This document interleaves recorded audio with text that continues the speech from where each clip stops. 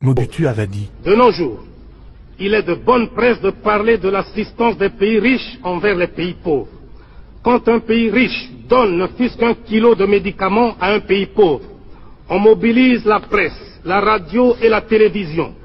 On échange des discours diplomatiques, les uns pour vanter l'aide, les autres pour remercier. Cette propagande a même suscité chez certains théoriciens des pays riches une opposition à l'assistance aux pays pauvres. Car, disent-ils, ce sont les pauvres des pays riches qui enrichissent les riches des pays pauvres. Il n'y a rien de plus faux. Car, si on examine bien, on constate que paradoxalement, l'assistance profite avant tout aux pays donateurs. En effet, quelles sont les formes d'assistance? On peut en distinguer notamment trois. Les bourses d'études pour les étudiants, l'assistance en personnel, l'assistance financière. Quand on accorde une bourse d'études à un jeune étudiant d'un pays pauvre, cette bourse est dépensée totalement par l'étudiant dans le pays riche. Il arrive même que la bourse ne suffise pas et que le pays pauvre consente à donner un supplément, c'est-à-dire, en fait, un transfert de capitaux du pays pauvre vers le pays riche. Il en est de même de ceux qu'on appelle les coopérants techniques, dont les salaires sont dépensés dans les pays d'où ils sont ressortissants. Au Zaïre, par exemple, nous les logeons, nous les véhiculons, nous leur payons pour leurs vacances annuelles le ticket aller et retour.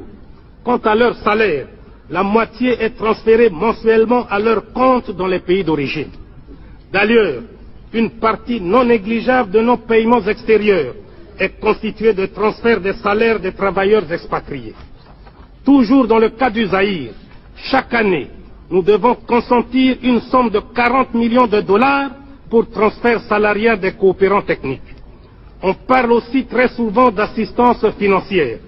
Mais, si on y regarde de très près, on constate que les crédits des pays donateurs sont d'une part grevés de conditions de fourniture d'équipements et d'autre part assortis de taux d'intérêt exorbitants et de délais de remboursement très courts. De plus, il reste dans les coffres des banques des pays riches et le pays bénéficiaire n'en reçoit pas un seul centime à dépenser localement. Il se passe donc comme si l'on finançait un pays pauvre sans que celui-ci ne bénéficie de ce financement. On dirait, pour utiliser le langage des financiers, que nous assistons là à une espèce d'autofinancement des pays riches eux-mêmes.